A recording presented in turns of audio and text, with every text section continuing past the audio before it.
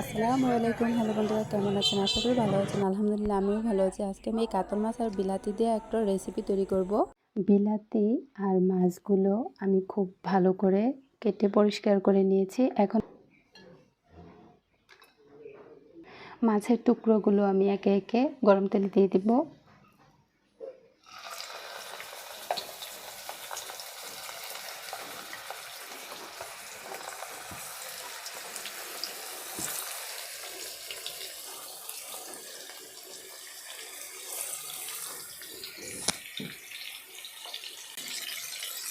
পুরো মাছটা আমি নিইনি, আমার প্রয়োজন মতো আমি মাছটা নিয়েছি। মাছগুলো আমার ভালো করে ভাজতে হবে।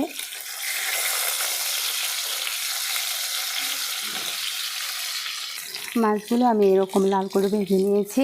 এখন আমি এগুলো নামিয়ে নিব।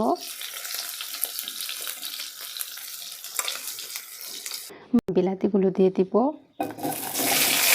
আর বিলাতিগুলো আমি খুব ভালো করে ভেজে নিব। বিলাতিটা আমি হালকা ভেজে নিয়েছি। এখন আমি এখানে বাটা মশলা দেন গুঁড়া মশলাটা অ্যাড করে দিব।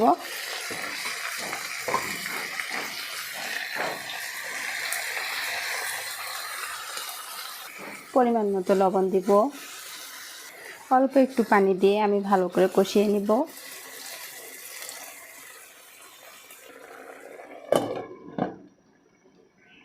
বিলাতিটা আমার ভালো করে কষানো হয়ে গিয়েছে। এখন আমি এখানে ঝোলের জন্য পরিমাণ মতো পানি দিয়ে দিব,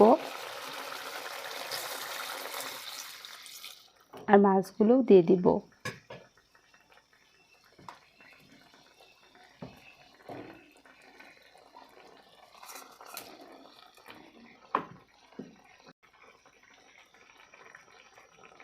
ঢাকনা দিয়ে ঢেকে দিয়ে রান্নাটা শেষ হওয়া পর্যন্ত আমি অপেক্ষা করব। মাছের তরকারিটা আমার রান্না হয়ে গিয়েছে। এখন আমি এটা চুলা থেকে নামিয়ে নিব।